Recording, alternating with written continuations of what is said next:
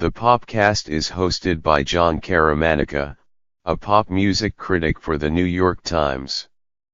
It covers the latest in pop music criticism, trends, and news. Last month, Stephen Kurutz wrote in the New York Times about the avalanche of rock and roll death, the perception that for music fans of a certain age, heroes are constantly dying. Mr. Kurutz focused on men. In 2017, Tom Petty, Chris Cornell, Fats Domino, Greg Allman, Chester Bennington, Glenn Campbell, Walter Becker, Gord Downie, to name a few.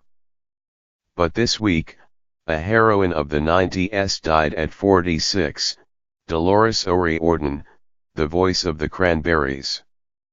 Her death is not being treated as suspicious, but its cause is still unknown. Ms. ORiordan didn't speak only to women, but her import to those young fans was particularly striking.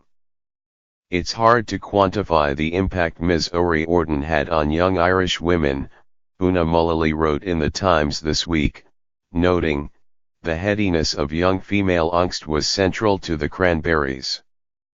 To discuss Ms. ORiordan's career and legacy, the Popcast guest host Karen Gans, the pop music editor for The Times, was joined by Amanda Petrusik, a staff writer for The New Yorker who wrote about Ms. ORiordan this week, and Charles Aaron, a freelance writer and editor who was on staff at Spin magazine for 16 years and interviewed the Cranberries in 1994 as the band was in the midst of its most successful commercial period. The panel discussed Ms. ORiordan's role as a front person who showed how women could be both beautiful and fierce, how the media positioned bands led by women in the 90s, the ways in which the Cranberries were an explicitly Irish band, and how Zombie changed their trajectory, and how the world is absorbing the deaths of central 90s figures.